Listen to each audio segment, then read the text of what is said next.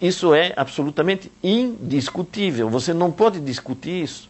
Não tem como justificar que você vai abalar ecossistemas, vai retirar muito mais do que você recompõe, restitui ao sistema, só para poder exportar para um outro lugar.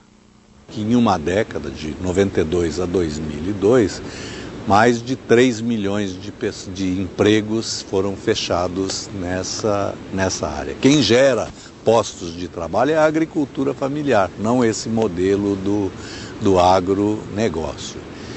E, além de tudo, quem responde por 70% do abastecimento interno do Brasil, alimentar do Brasil, é a agricultura familiar e não o agronegócio. O agronegócio é para exportação. Então, os países exportadores, e o Brasil aí está se destacando muito, estão exportando soja, e principalmente a soja, que é o produto mais, o carro-chefe dessa equação, né? Basicamente para alimentação animal. Daqui a pouco vai ser impossível, não há terra suficiente para produzir essa quantidade de grãos. O Brasil deveria ser obrigado, em primeiro lugar, a alimentar a sua população e em condições, digamos, saudáveis, e se sobrar e não houver impacto de saúde, impacto ambiental e outros, ele poderia pensar, eventualmente, em exportar algumas sobras. E tem um outro ângulo da questão, que é o Brasil ficar nessa posição há muitos séculos de fornecedor de produtos primários, com pouco valor agregado e com os preços controlados fora do Brasil. São ditados pelas grandes corporações internacionais. Que o potencial consumidor de carne da Europa, dos Estados Unidos, do Japão, precisa saber que essa carne que vem com cheiro de floresta queimada. Ela vem carimbada com destruição da camada de ozônio do planeta, vem carimbada, com toda essa cadeia de sofrimento, de problemas que ela significa. Nós estamos falando em sustentabilidade e praticando a insustentabilidade para as gerações vindouras. Os relatórios da ONU dizem que se todas as pessoas no mundo consumissem como norte-americanos, como europeus ou como japoneses, nós precisaríamos de mais 2 ou 3 planetas como a Terra para produzir para eles. A questão não é apenas brasileira, já que outros países são grandes produtores de todos os tipos de carnes, bovina, suína, avícola e caprino, se você quiser. Tem gente que consome carne de cavalo. Essa carne só alimenta 10% da humanidade, 20%, eu não tenho a conta precisa, mas é uma quantidade pequena. É a quantidade que não passa fome, que se deixasse comer carne, não iria passar fome, porque tem outras alternativas, tem dinheiro para outras alternativas. Agora não. Quando tem 1/3 da humanidade em condições miseráveis, de passando fome, ou no limite da fome, nós podemos resolver esse problema imediatamente, liberando o cereal que vai para a pecuária. Então o boi é assim, a opção pelo consumo de carne é sim o principal responsável pela fome do planeta. O Brasil, em 1964, tinha 1% do comércio exterior do mundo, em valor. 40 anos depois, com todos os subsídios e incentivos e todo esse crescimento, ele continua tendo 1% do comércio exterior do mundo, porque os preços são controlados lá fora. Se a gente tivesse hoje a mesma área de pecuária da Amazônia com agricultura, nós estaríamos gerando 20 vezes mais empregos, uma renda muitas vezes maior e provavelmente o impacto também seria menor. Na Amazônia eu conheço mais de 500 projetos bem-sucedidos que mostram uma alternativa para a pecuária aqui, como fazer o artesanato ali, como extrair a madeira de forma sustentável da floresta. Nós teríamos que reduzir a produção, ter outro tipo de produtividade, aí nós voltamos aos valores. Isso não é compatível.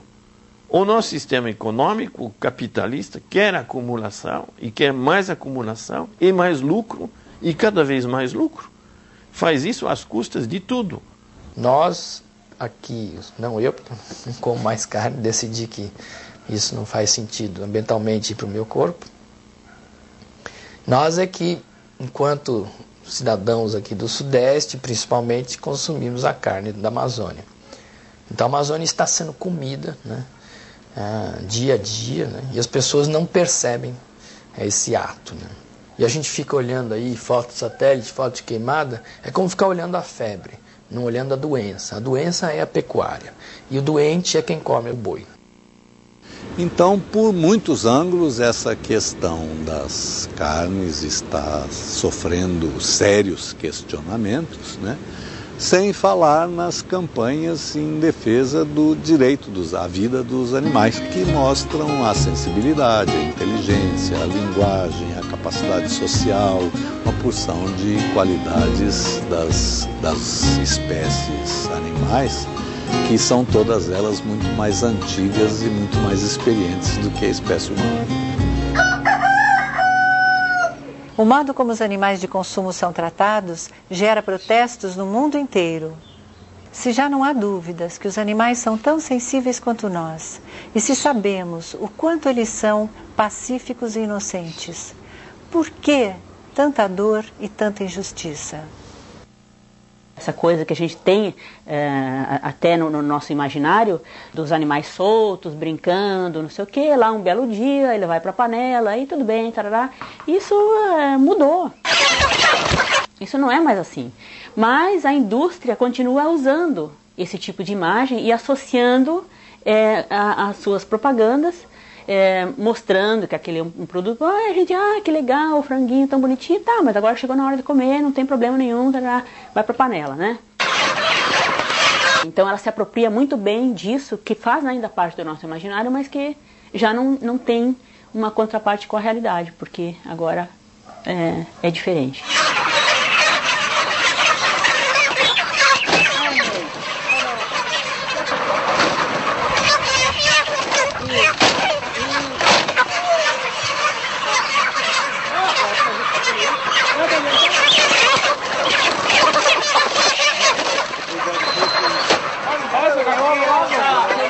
Estes franguinhos têm uma vida muito triste e curta.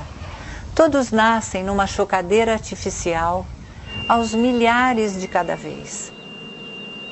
O primeiro ar que eles respiram é impregnado de formol. Dizem seus criadores que assim eles ficam amarelinhos e isso agrada mais aos clientes. Eles nem sabem quem são. Nunca vão poder sentir a presença de uma mãe, nunca vão abrigar-se sob suas asas, ou mesmo ter a oportunidade de ciscar ou correr livremente. São tratados como coisas. Para os criadores, eles são simplesmente um produto. Amanhã sai 162 mil e no sábado 167 mil. O total por semana dessa semana foi 978 mil aves.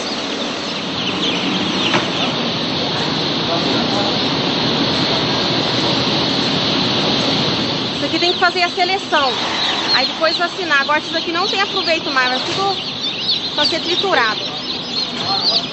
Assim, ó, esse daqui na hora de sair, muitos quando tá saindo, eles estão saindo assim, aí outros pintinhos vêm por cima, é muito pintinho, eles acabam não conseguindo nascer. Fraquinho, desidratado, eles não aguentam mesmo. Nasce de 4 pernas, 4 pezinhos assim, ó.